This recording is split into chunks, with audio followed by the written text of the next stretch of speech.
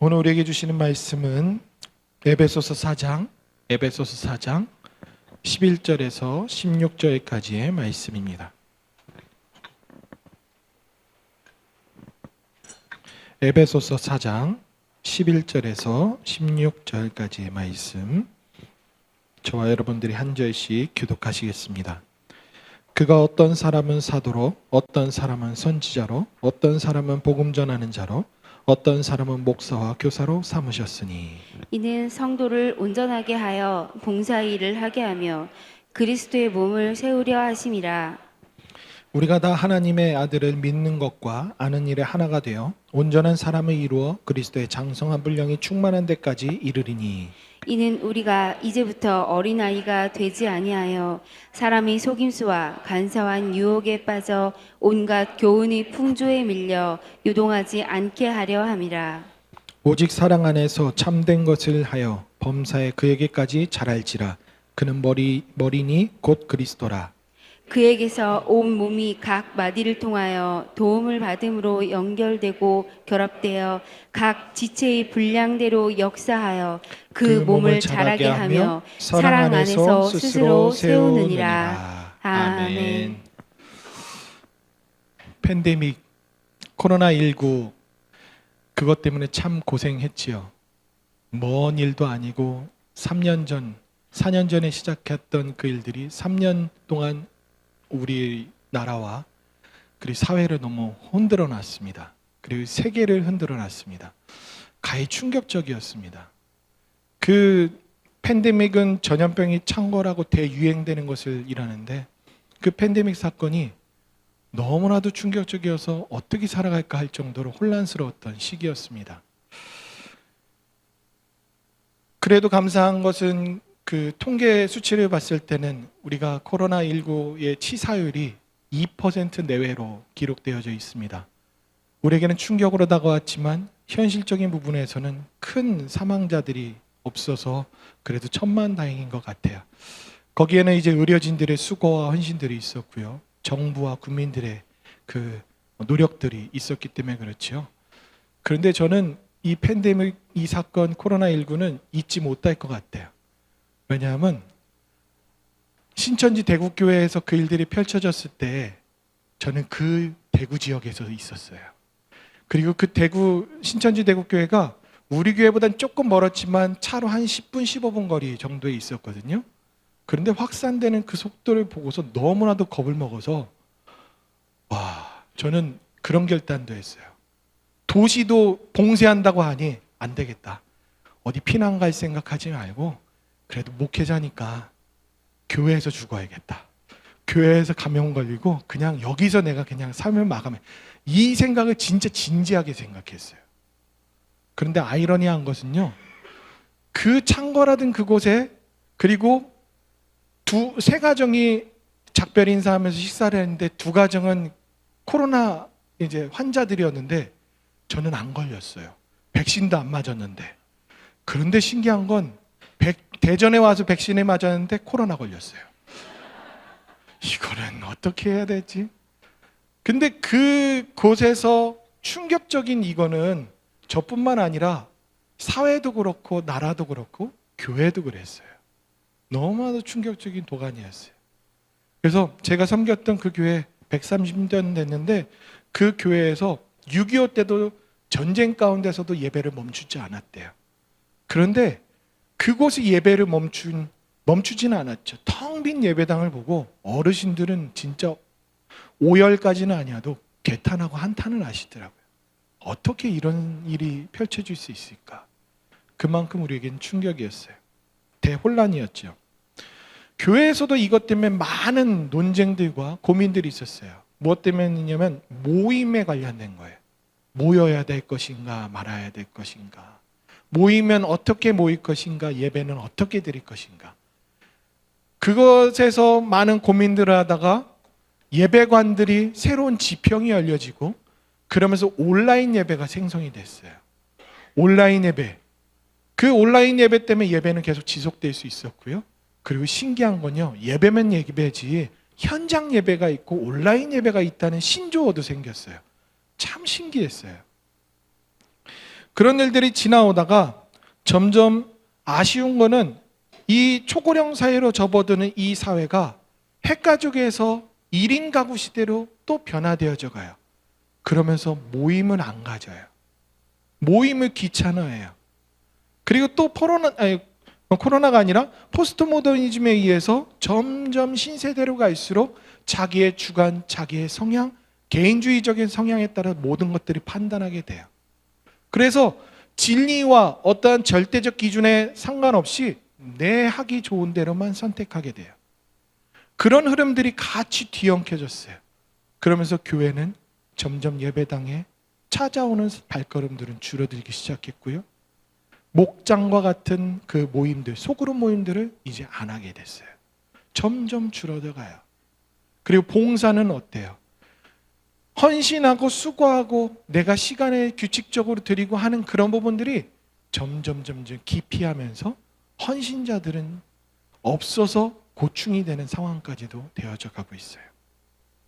이 모든 것들이 자연스러운 시대 풍조와도 같아요. 거스를 수 없는 유행과 같이 우리에겐 다가오고 있어요.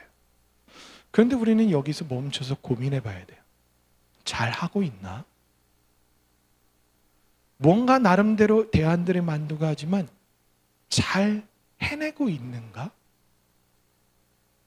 모이지 않는 교회, 함께 하는 문화는 점점 줄어들어 개인적인 신앙생활이 더 도드라지게 나타나는 교회 문화가 변화되어져 가고, 그리고 내 구미, 내 일정, 내 생각대로 그때그때 취사 선택하듯 온라인 예배와 현장 예배를 그냥 쉽게 판단하는 그런 생각들, 그런 흐름들, 그리고 어렵고 힘든 일, 그리고 책임지는 일, 그리고 신경 쓰는 일에 헌신하기보다 서비스를 제공받고 싶어하는 그런 인식들, 이런 게 점점 많아지기 시작했어요.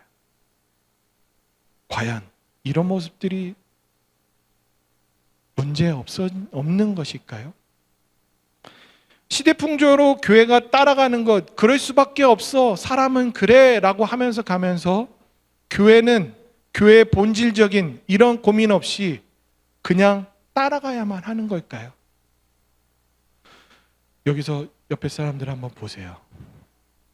우리 선창교인들은 안 그러시죠? 우리 교회는 안 그럴 거예요. 그렇죠? 네, 그렇죠. 교회는 부름받은 자들의 모임이에요. 교회는 세상으로부터 구별되어져서 성도라고 여겨지는 거룩한 백성들이 모이는 그것이 교회예요. 원론적으로 교회에 모여야 되니까 라고 했을 때 답은 없어요. 단 한 가지예요. 다른 답이 없어요. 네, 모여야 합니다예요. 이 뻔한 답인 것 같지만 우리는 혼란 속에 살아가요. 갈등 속에 살아가요. 그리고 우리의 선택이 조금 더 자유로워지고 있어요. 조금 더 나아가 볼게요. 생물학적이고 사회학적이고 철학적인 그런 질문으로 한번 해본다면, 아주 간단한 질문. 사람은 나 혼자 살 수 있을까? 이 답변에도 사회학자도 생물학자도 그리고 철학자들도 답은 한 가지예요. 아니요, 혼자 살 수 없어요. 함께 해야 돼요 라는 거예요. 왜냐하면 사람은 사회적 동물이에요. 그리고 반드시 사람은 나 아닌 다른 사람과 함께 할 때 온전해진다라고 얘기해요. 그래서 진정한 나는 나 혼자 있을 때, 단독자로 있을 때가 아니라 타인과 함께, 타인을 통해서 내가 나 된 것이 그게 온전한 것이다 라고도 얘기해요. 이 모든 답변들이 사람은 함께 살아야 된대요. 함께 모여야 된대요. 그것을 얘기해 주고 있어요. 그렇다면 남들은 나만 있어도 된다 하는 그런 모습들, 이 사회적 흐름 가운데 문제는 없을까요?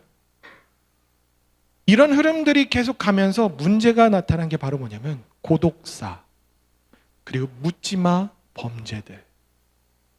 그 모든 것들은 반사회적인 인격 장애에서부터 별별 변수들이 나타나기 시작했어요. 이 모든 것들의 주 원인이 뭐다? 함께하지 않아서다. 사회적 관심이 없어서다. 사회적 관계가 단절돼서 그렇다. 그것입니다. 사람은 혼자 살 수 없다라는 이 보편적인 명제가 신학적으로도 동일해요. 사람은 태생부터 혼자이지 않았어요. 심지어 교회도 그렇다라고 말씀에서 얘기해요. 그리고 심지어 교회는 함께할 때 온전해진다라고도 얘기해줘요. 한번 화면에 보실까요? 질문을 드리겠습니다. 보여주세요. 태초에 땡땡가 있었다. 답을 맞추시는 분에게는 선물은 없고요. 한번 해보세요. 태초에 땡땡가 있었다. 참고로 이건 새가족부 양육교재의 첫 번째 표제로 나올 법한 쉬운 문제입니다. 답을 알려드리겠습니다. 태초에 관계가 있었다. 전혀 생각지도 못한 답이죠. 이 답은 사실은 교회의 원리, 교회론 가운데서 도출되어진 거예요. 인류의 기원, 그리고 만물의 기원을 하나님에게서부터 두었기 때문에 이런 명제가 나타낸 거죠. 그랬을 때 우리가 기억해야 될 거, 오늘 세 가지로 말씀드릴 건데, 첫 번째, 하나님도 함께 하셨기 때문에 사람도 함께 해야 합니다 입니다. 왜냐하면 하나님은 한 분이셨지만 혼자가 아니셨어요. 성부, 성자, 성령, 세 위격이 한 분으로 존재하셨어요. 그래서 삼위일체 하나님이라고 우리는 알고 믿어요. 깨닫는 거는 다를 수 있어요. 어떻게 그래요? 라고 한다면 저도 설명을 못해요. 왜냐하면 설명하다 보면 이단으로 빠질 수밖에 없는 이 신비로운 그 신학적인 내용이 바로 삼위일체이기 때문에 그래요. 우리가 다 다를 수 없지만 이 관계성을 가장 잘 설명해 준 단어 하나가 있어요. 헬라어예요. 그냥 듣기만 하세요. 페리코레시스라는 이 단어인데, 이걸 한국말로 번역을 하면 어떻게 번역할 수 있냐면 상호 내재, 상호 침투, 상호 헌신. 즉 하나님은 한 분이시지만 세 위격이 상호 간에 문제없이 내재해 주시고 내주하시고 서로 간에 속속들이 침투해 계시고, 그리고 또한 헌신하는 관계다. 그래서 어떻게 사람이 함께 하는 것이 중요한지는 하나님께로부터 시작되어졌기 때문에 관계가 있어야 돼요. 생각해 보세요. 하나님은 인간을 만드실 때 하나님의 형상대로 만들어졌대요. 하나님의 형상대로 만들어졌으면 하나님처럼 관계를 맺고 살아가는 존재일 수밖에 없다는 거죠. 우리 한번 말씀 보실까요? 창세기 1장 27절 말씀. 하나님이 자기 형상 곧 하나님의 형상대로 사람을 창조하셨대요. 남자와 여자로 창조하셨대요. 처음부터 사람을 만드셨는데 한 사람을 안 만들고 둘을 만드셨어요. 근데 우리는 알죠? 한 사람을 먼저 만들었죠, 남자를. 그런데 더나 2장 18절 말씀에서 그것을 놓고 하나님이 생각하시기를 사람이 혼자 있는 것이 좋지 않게 여기셨대요. 즉 혼자로 존재해서는 온전하지 않다는 거예요. 그래서 둘을 만드신 거예요. 이 둘을 만드시는데 이 모습을 돕는 배필이라고 칭해요. 이 돕는 배필의 단어의 뜻은 무엇이냐면 서로 상반된 존재가 함께 돕는 관계를 나타내요. 또 달리 표현하면 상대와 함께 짝을 이루어 둘러싸서 사는 것을 돕는 배필이라고 얘기해요. 즉 하나님은 혼자이시었지만 한 분이시지만 공동체를 이루신 것처럼 사람은 혼자 살 수 없이 같이 살아야 돼요. 더 나아가서 2장 24절 말씀에서는 근본적인 것을 얘기해줘요. 남자끼리 여자끼리 이것도 아니다. 동성끼리 있는 것은 온전하지 않다. 남자와 여자가 한 몸이 이루는. 그래서 창세기의 말씀을 생각해 보면 무엇이냐면 남자로 있어서도 여자로 있어서도 완전한 것이 아니라 진짜 사람은 남자와 여자가 함께 어우러져야 돼 하는 것이 바로 성경에서 얘기해 주는 말씀이에요. 온전한 사람은 함께 할 때입니다. 온전한 부부의 관계는 남자와 여자일 때입니다.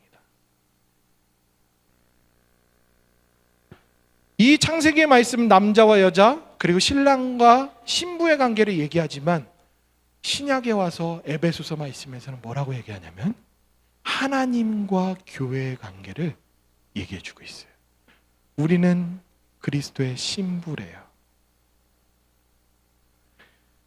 이것을 가리켜 사도 바울은 감추어진 비밀이라고 얘기하면서 에베소서에 차근차근 설명해 주고 있는 거예요. 그랬을 때 두 번째로 기억해야 될 것은 교회는 함께 하라고 세워진 것이에요. 교회의 존재는 성도들이 함께 하기 위해서 세워진 거라는 거죠. 에베소서의 중심 주제는 그리스도 안에서의 통일입니다. 조금 어려울 수 있어요. 이제 익숙하지 않아서 어렵게 여기지만 쉬운 거예요. 1장 8절에서 10절 말씀에 한번 보시면 사도 바울이 얘기해요. 하나님께서 모든 지혜와 총명을 우리에게 넘치게 하셔서 그 뜻의 비밀을 우리에게 알리셨다라고 얘기해요.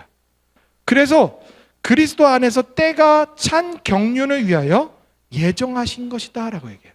즉 하나님께서 구원의 역사를 펼치실 때 예수님을 통하여서 그것을 더 선명하게 역사하시고 교회를 만드시고 하셨던 그 모든 일들이 구약에 있는 사람 남자와 여자를 만드셨던 그 시작부터 계속 이루어오셨던 그 일들은 바로 무엇을 꿈꾸셨냐면 그리스도 안에서 통일하는 거예요. 그리스도를 기점으로 모으는 것이었어요. 이 통일이라는 단어가 모으다, 한때 모으다라는데 단순히 모아 불러놓는 것이 아니라 모아서 뭐를 원하시냐? 그것은 하나님께서 그리스도를 중심으로 그의 발 아래 굴복하여 하나님과 피조물이 바른 관계를 형성하도록 회복시키는 것, 그게 그리스도 안에서 통일이에요. 하나님이 이 꿈을 꾸신 거예요. 그래서 사람을 만드셨고 만물을 만드셨고 지금껏 역사하셨고 예수 그리스도를 보내주셨고 교회를 생성하셨으며 지금까지 교회가 이렇게 펴질 수 있는 것, 이 모든 것이 하나님께서 섭리하셨던 그 차근차근 해오시는 거예요. 이 그리스도 안에서 만물이 통일하게 한다는 것은 더 직접적으로 표현하면 죄의 타락 가운데 있는 자들, 이 만물이 혼란 가운데, 무질서 가운데, 분열 가운데, 혼돈 가운데 빠져있는 이 만물들이 그리스도의 주권 안에 모여서 완전한 질서와 그리고 조화와 아름다움으로 회복시켜 주시는 것, 그래서 그것이 종말론적이며 우주론적인 그 역사예요. 이 에베소서는 너무나도 놀라워요. 우리가 인간적으로 이해할 수 없는 그 이야기, 들어보지도 못한, 상상해보지도 못했던 이야기들을 그 바울 사도는 하나님께로부터 받은 지혜로 말미암아 이 모든 것들이 비밀이었다, 때가 차서 드러나게 되었다, 그러면서 기록되어졌기 때문에 우리가 알게 되는 거예요. 우리는 교회예요. 우리는 하나님께서 이 일들을 하시는데 교회를 세우셨고 그 교회에 우리가 교회로 이르기를 원해서 부르신 거예요. 이 놀라움이, 교회의 비밀스러움이 사도 바울은 파격적으로 선포해요. 에베소서 1장 23절에 보겠습니다. 간단한 말씀인 것 같지만 같이 읽어볼게요. 시작.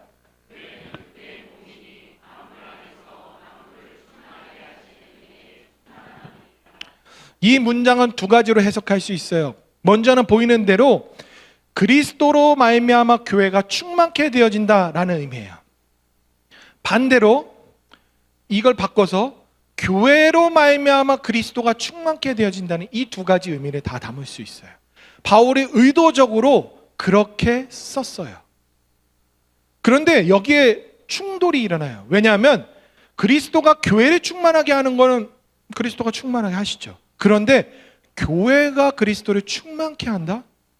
여기에 문제가 있어요. 왜냐하면 현실적인 교회에서는 상상할 수도 없는 거예요. 교회가 저와 여러분들이라고 했죠. 그랬을 때 어떻게 합니까? 우리가 그리스도를 충만케 하는데 괜찮아요?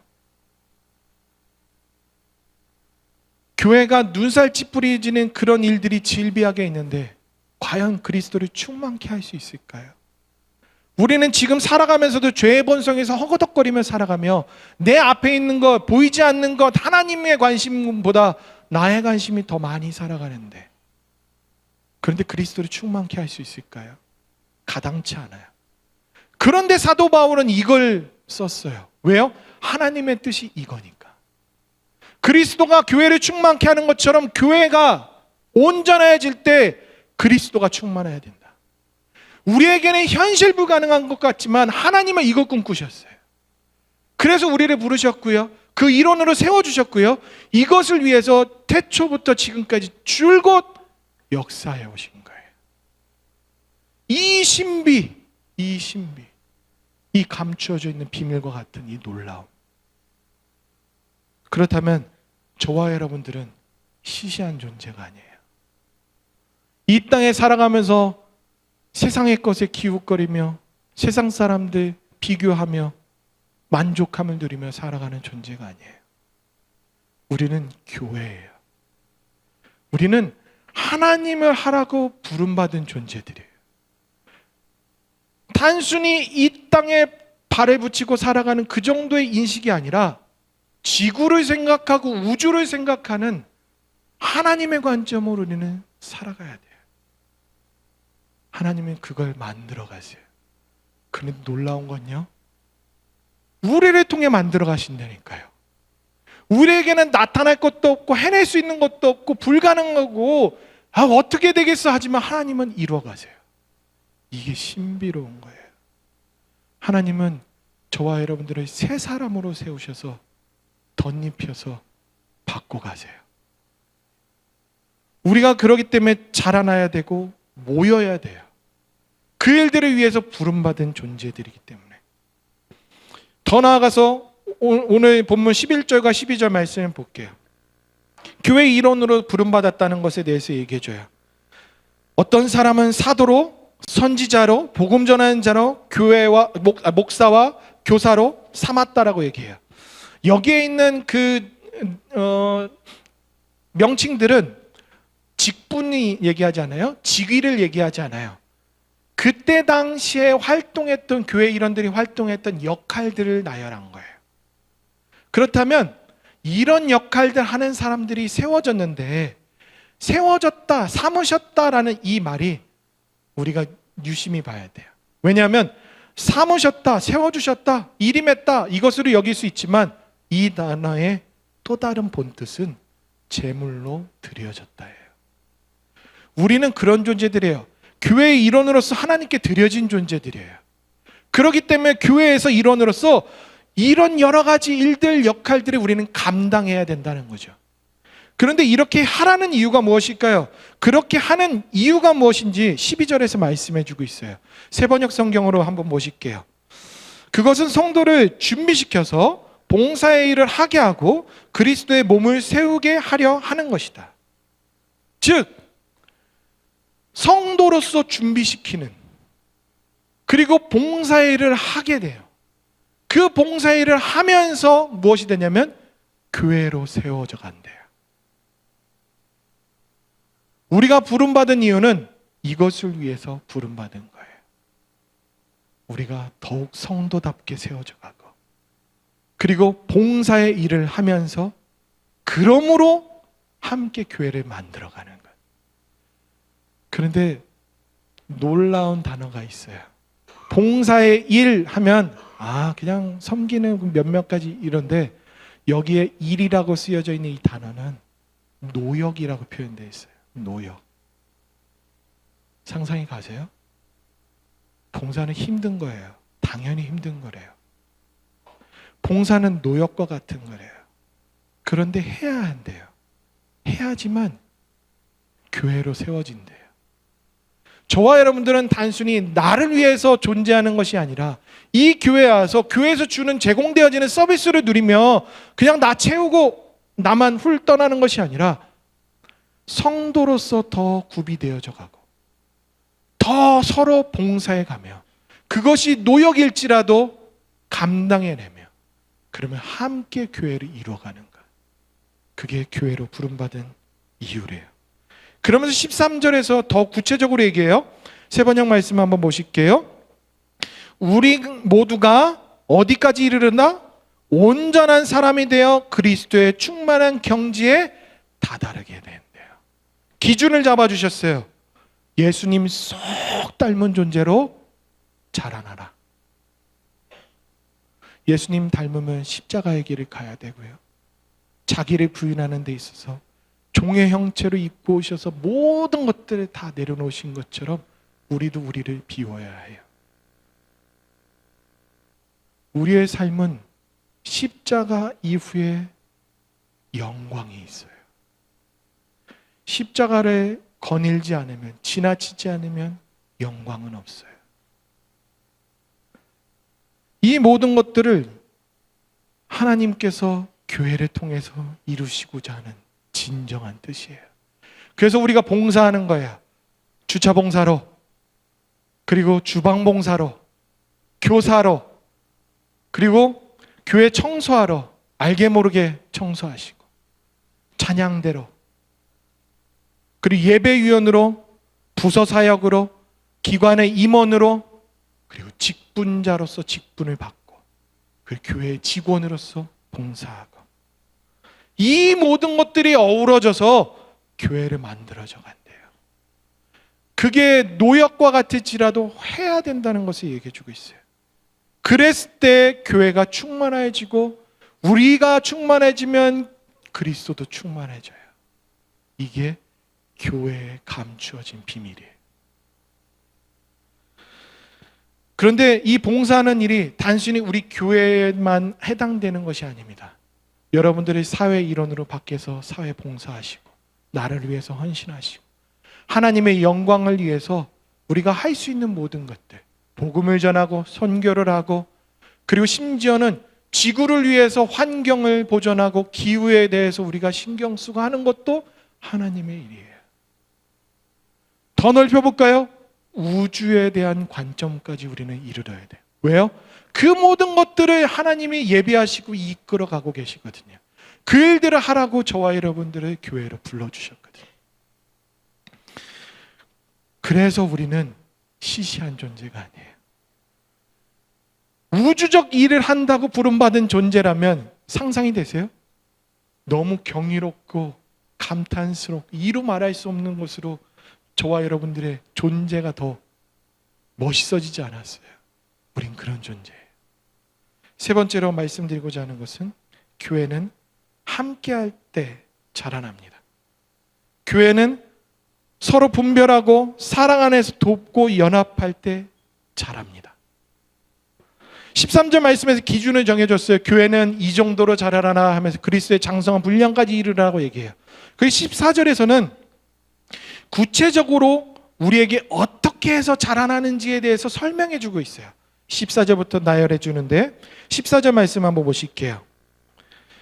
우리가 이제부터 어린아이가 되지 아니하여 사람의 속임수와 간사한 유혹에 빠져 온갖 교회 풍조에 밀려 요동하지 않게 하려 함이라. 이걸 간단하게 그냥 표현한다면 인본주의적인 시대 풍조에 휩쓸리지 말 것을 가르쳐 주는 거예요. 왜냐하면 사람의 속임수를 직역하면 사람 중심적인 생각이에요.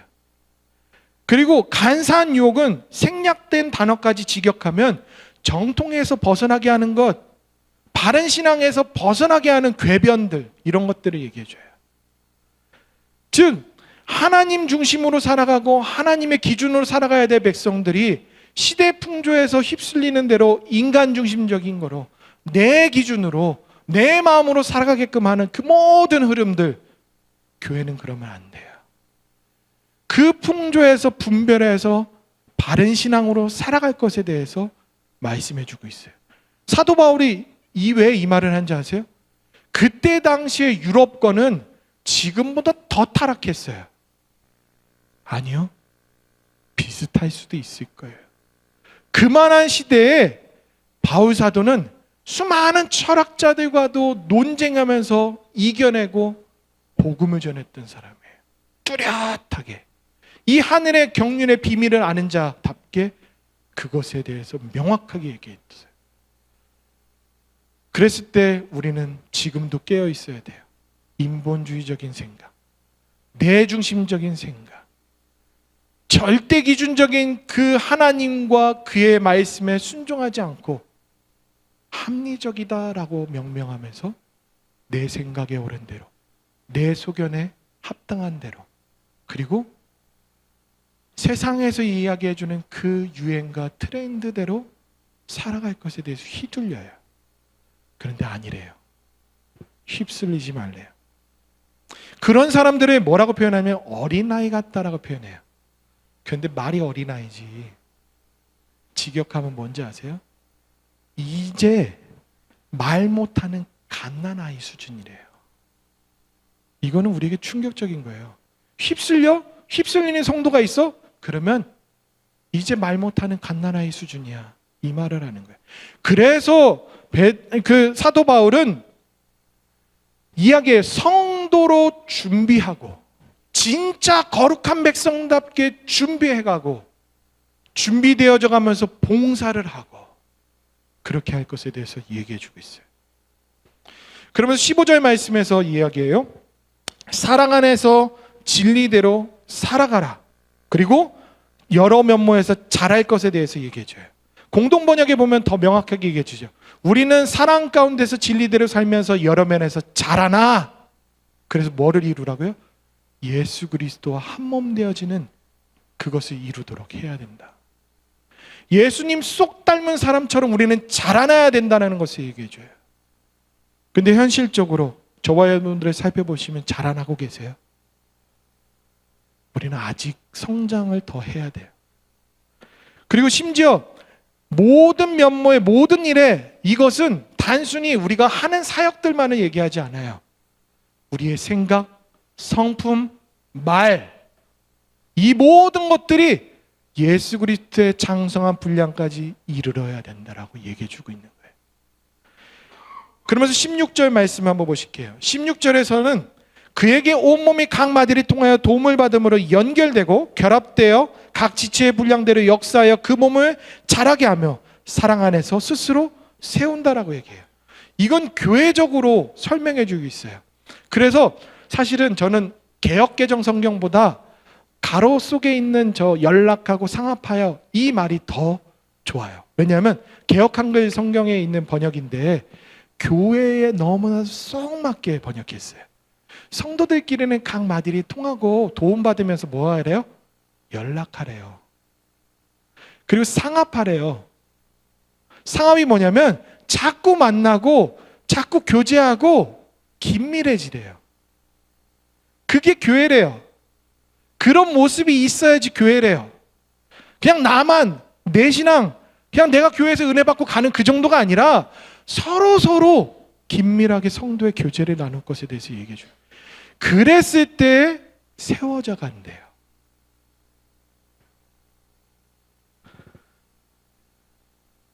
목장 모임 하셔야 됩니다. 네, 목장 모임 하셔야 돼요. 왜요? 우리 장로교회 전통적으로 세워진 조직이 있어요. 운영하는 조직으로 쓰던 당회, 재직회, 공동회가 있어요. 이건 회의하고 집행하는 기관이에요. 그런데 중심적으로 살아가는 그 조직은 목장이에요. 사업을 하는 조직, 선교를 하는 조직은 기관이에요. 남성교회 여전대. 목장은 교회의 가장 중요하고 가장 일상적이면서 행정의 모든 것들이 이루어지는 중추적인 역할이에요. 그 목장을 통해서 교회는 더 자라나게 돼 있어요. 그런데 목장 모임을 안 해요.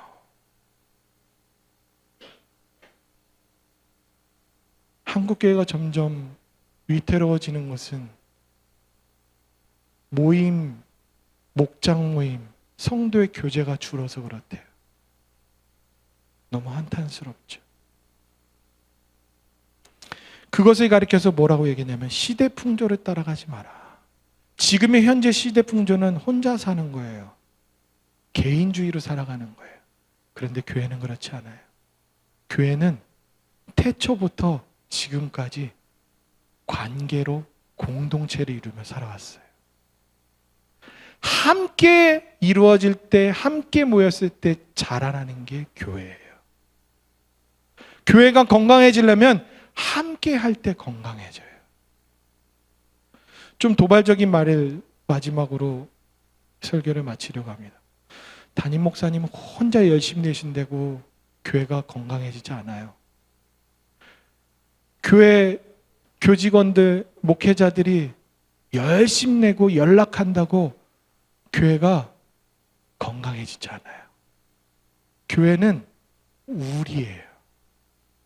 우리 모두 연락하고 우리 모두 긴밀하게 관계를 맺고 우리 모두가 모이기에 힘쓰고 성도의 계주를 나눌 때 교회는 자라고 건강해져요. 이게 감추어진 교회의 비밀입니다. 그리고 이 관문이 넘어섰을 때 우리가 머물러 있는 이 교회가 우주적으로 쓰임 받습니다. 우리에게는 할 수 있지만 하나님은 그걸 꿈꾸시고 교회를 만드신 거예요. 저와 여러분들이 그런 존재를 부르셨어요. 우리는 그런 존재예요. 우리 선창교회가 그렇게 되길 바랍니다. 함께 모이시지 않겠습니까? 함께 자라가고 싶지 않으십니까? 그러기 위해서는 목장 모임 하십시오. 농담인 것 같지만 진심으로 말씀드립니다. 우리의 모임을 통해 우리는 서로 건강해져 갑니다. 기도하시겠습니다. 살아계신 하나님, 시대 풍조는 자꾸 너 생각대로 네 소견대로 살으라고 합니다. 그래서 혼자 있는 것이 온전해질 거라고 착각하게 만드는데 하나님, 코로나 시기를 지나면서 느끼는 건 예배당에 나오지 않으니 채워짐이 없고 예배를 드리지 않으니 영적 갈핍함이 있고 함께하지 않으니 너무 외롭습니다. 그렇지만 현대 교회의 현실의 모습은 때때로는 힘들고 이상적이지 않지만 그럼에도 하나님은 이 과정을 통하여서 자라나게 하시고 온전케 하신다라고 말씀하셨습니다. 하나님, 오늘 함께 나눈 이 말씀 기억하여 교회로 부름받은 나아가 얼마나 위대한 존재이고 그 위대한 하나님의 과업을 나를 통해 하신다라는 이 감개무량한 마음으로 오늘도 살아가게 하여 주옵소서. 그리고 오늘도 주어진 일에 봉사하게 하여 주옵소서. 봉사하지 않는 자에게는 봉사할 수 있는 담력과 기회와 헌신의 결단들이 세워지게 하셔서 함께 이루어져가는 교회로 우리 선창교회가 자리매김할 수 있도록 인도하여 주옵소서. 예수님의 이름으로 기도드리옵나이다. 아멘.